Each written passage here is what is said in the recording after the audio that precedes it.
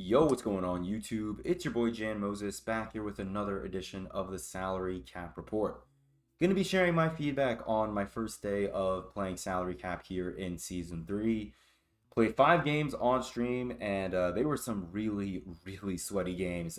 Played against people who were doing a really good job off-balling me on defense, honestly. You know, the majority of the people that I play in Salary Cap, when they off-ball me, I can just send the player who they're defending on a cut and then easily get a dunk or a layup with them. Those were not going down for me. My opponents all seem to be aware that that's the way that people who know how to press buttons on their controller will attack off ball, and so they did a great job. You know, like a shutdown cornerback in the NFL, following my big, the player that they were usually off balling on, as they cut to the basket and preventing me from getting the ball in, which made it kind of annoying, because then I would have to run pick and roll or something like that. And even then, I felt like my opponents, when I would run pick and roll with whether it was the person that, or the player that they were defending or another player, they would find a way to get involved and actually play good defense, which made their off-balling even more frustrating.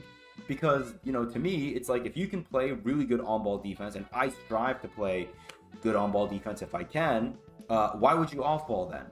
I get it, off-ball defense is the more effective way to play defense, and you could argue that I'm doing myself a disservice by strictly playing on-ball, but I don't care about not having the advantage. I want to get better with my on-ball defense, and I enjoy playing against other people when I play salary cap. That's the main reason why I'm booting up to play online, right? Like, yeah, the rewards are cool, but I kind of want to play against another human. If I want to play against a CPU, I'll just play Breakout,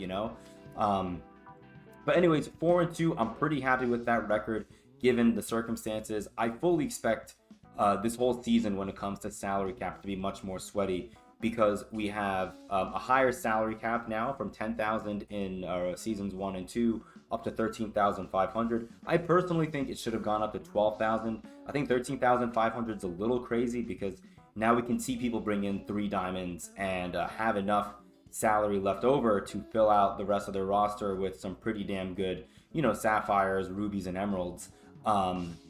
Whereas at 12,000 it would have been a little more difficult, but it is what it is. And then on top of that, again, as I mentioned, we have these shattered prize pieces that are gonna, if you get 2 of them each round, which is the max that you can get in each round, you can walk away this season with 2 pink diamond hidden gems cards, which they could be really damn good. So we are going to have to bolster our team, and we are going to do that in this episode. We're going to be opening up 2 packs, so stay tuned for that. Should be, hopefully, a good time. We'll have to see. Let's go into our lineup, because our lineup has changed a lot over the course of the weekend from the last salary cap report episode that I uploaded, where I think I had Brent Barry in there, and then when I fired up stream today, I ended up removing Brent Barry immediately.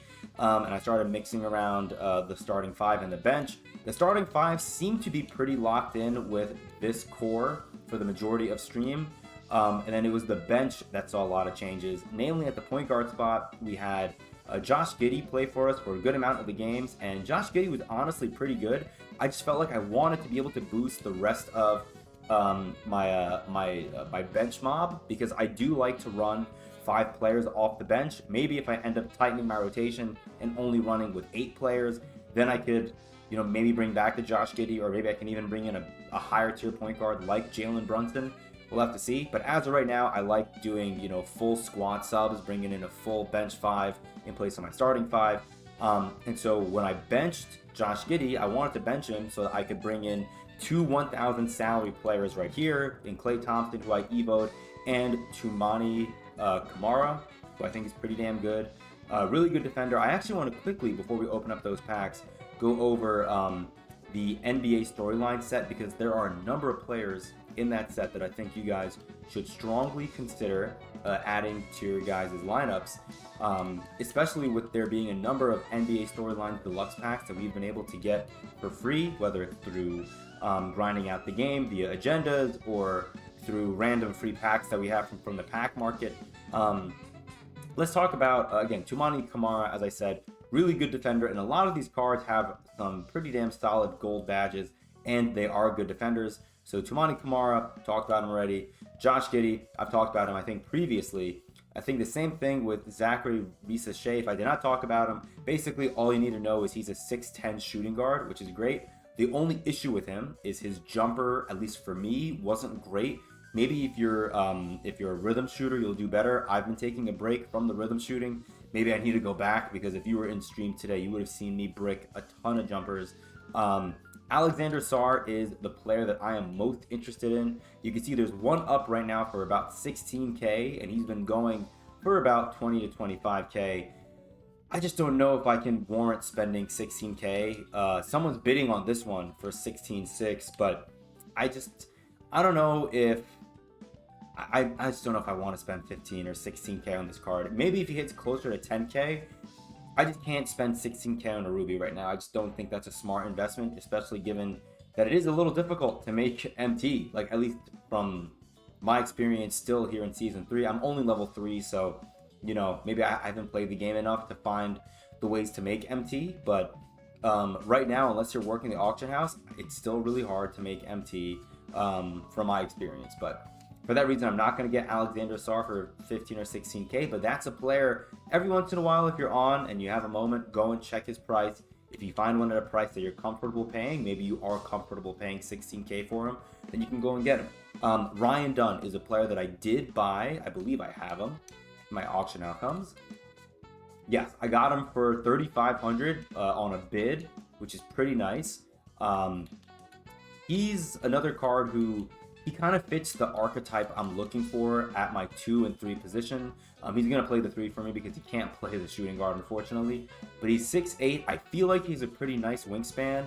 86 three-pointer is not bad. I got to see what that jumper is like later. But look at those defensive ratings. Absolutely insane, along with an 87 speed. This card's going to be really good. I feel like he's going to kind of be an improved version of Jarvis Hayes for me. But again, it's going to come down to that jumper. 12 gold badges, including immovable and gold on-ball menace. That's the one big thing I want you guys to take away from this. I'm trying to emphasize that there are so many good defensive players in this set with really good defensive badges. And the more on-ball menaces you can have on your team, especially if you get those higher tier on-ball menaces, you know, like I'm going to try to throw Ryan Dunn into my bench lineup. If I bench Tumani Kamara for Ryan Dunn, I could have Klay Thompson and Ryan Dunn both with gold on-ball menace, which would be amazing. And then again, we're going to have to see, I think on Tuesday, we're going to see a lot of these players drop in salary because, again, while we've been getting these cards through NBA Storylines Deluxe packs via agendas and in the pack market, the main packs that these cards were available in were super packs that we had to end Season 2, and just like with any other super pack, there were tons of other players that you could get in those packs, and so having access to all those players potentially in your super packs with these NBA Storylines players really diluted the player pool, and I think made it much more difficult to get these players. That's why we're seeing a guy like Alexander Sarr, who just got bought at 15,850. We're seeing him at 15,850, and that's being viewed as a good deal for a Ruby card in December, you know? Bilal Coulibaly, also another card that I'm pretty interested in, going to be keeping an eye on him. Really good defender, 6'8" at the shooting guard position.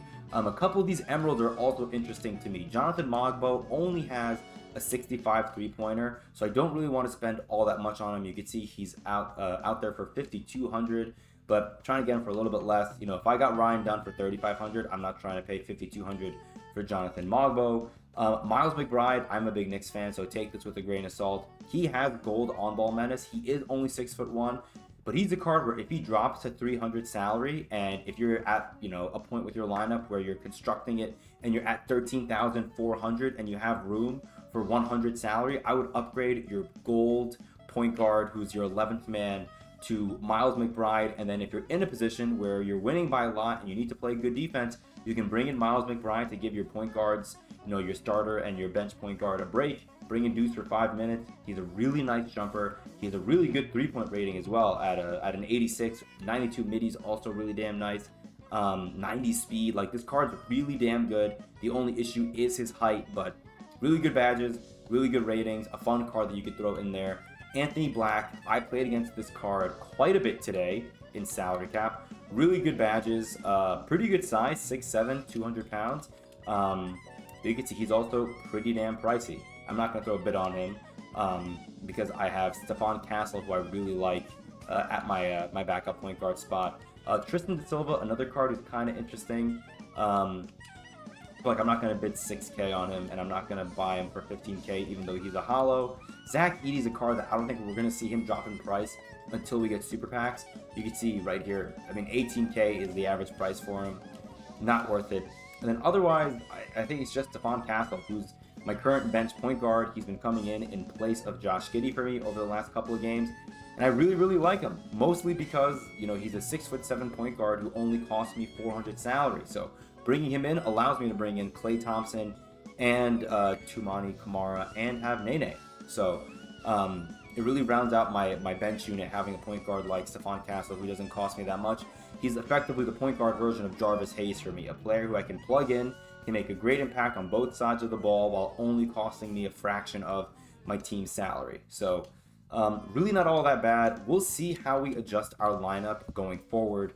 But as right now, I'm really enjoying this lineup, and I am hopeful that we're going to see some of these salaries, you know, especially these players that are in the Ruby tier from the NBA storylines, drop from 1,000 salary down to 800. And I know worst case scenario, they'll go up to 1,200, but I'm not too worried about that. We'll have to see how those players' salaries get adjusted. With that being said, I want to end this video by opening up a couple of packs because, you know, originally I was going to open up this, no, sorry, not that. I was going to open up this pack right here, this 95 plus overall premium. And I talked about this on stream, and I believe in a previous video, that when it comes to this MyTeam Festival Hall of Fame box for $100, my issue is that there are a number of Galaxy Opal Hidden Gems cards that I just think are flat out bad. Like, there are plenty of Pink Diamond premium players that I would much rather have over the vast majority of the Hidden Gems Galaxy Opal players. And so I was thinking, well, why don't I go and do this? And then I want to give a lot of credit to my guy Harry. He gave me the opposing perspective, and he was like, well, you don't really play online outside of salary cap. I don't play Showdown. I don't play Park. If we had a clutch time online, I would be all over this. But for 35 bucks to get a player that I'm probably not going to use, and I'm not going to buy a player just to sell. Like, I have over 1 million MT, and I still don't feel the need to buy players right now because I don't need top-end cards playing salary cap. Like, I'm trying to keep my salary low. I was going to buy Jaren Jackson Jr. over the weekend, the Diamond, and he was at 3,800 salary, which I think is too much for me to put at one position right now. If I want to invest in a player that's going to cost me a lot of salary, I'd rather throw in a Pink Diamond for like 5,000 or 5,500, not a Diamond for 38. So I say all that to say that we're not going to go with this pack. We're going to end up going with this pack right here, the 92 plus overall premium option pack. Might this bite us in the ass? Maybe, but this costs less than 20 bucks.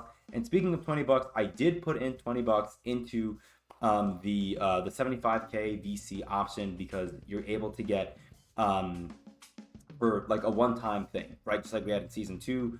If you buy it's like in the upper right-hand corner, the 75K VC, you also get 10K MT, a 92 plus overall premium pack, and you get a 2-hour XP multiplier. So we're going to quickly open up this 92 plus overall premium that I mentioned that I got from the 75K VC purchase.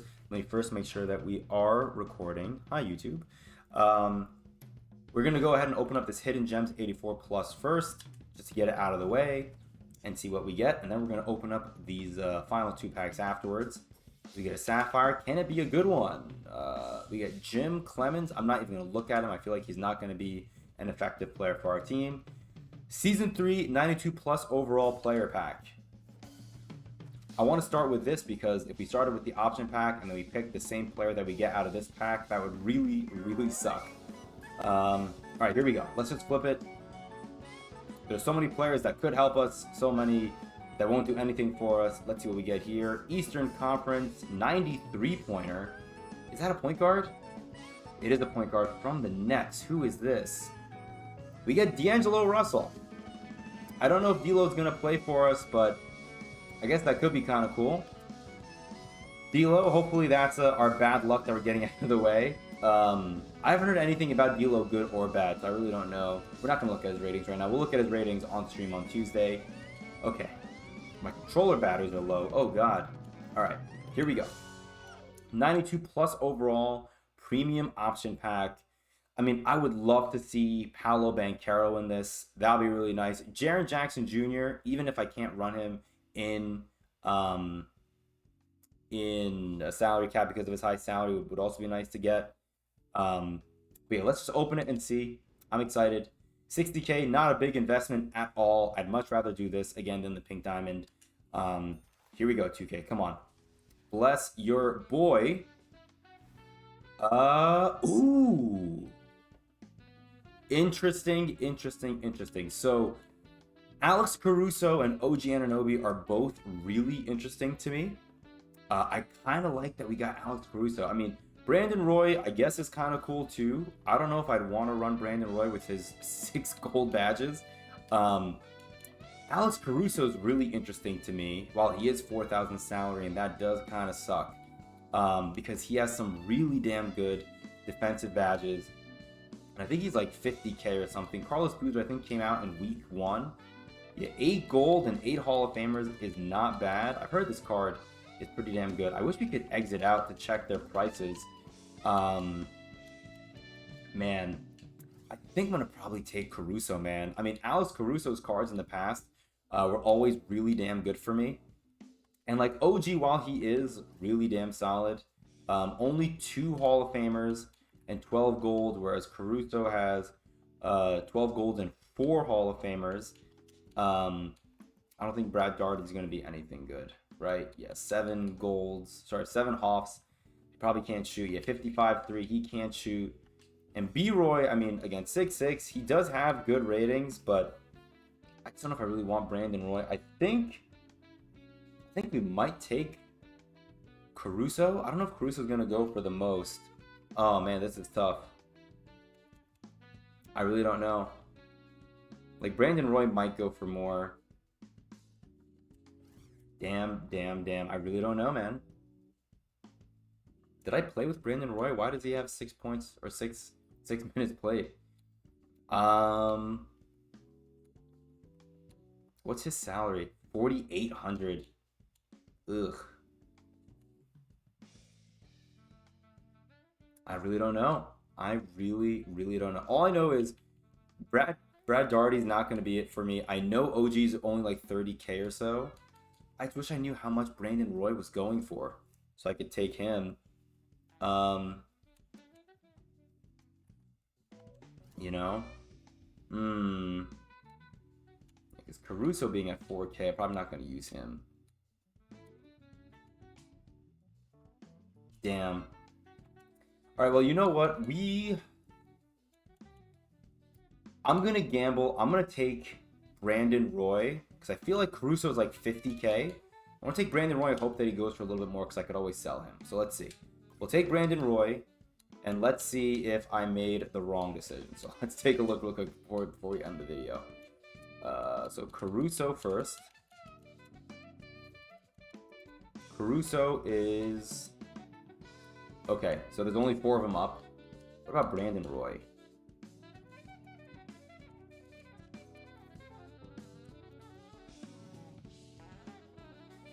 Okay, so they're both about 50K. So I think I made basically the same thing. Doesn't really matter.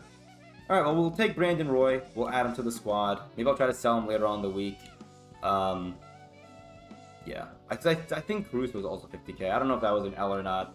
I don't know if either player is going to really make a big impact on our team, which that kind of sucks. But, hey, man, look, this is why we took a smaller risk at just $18, basically, 60K VC.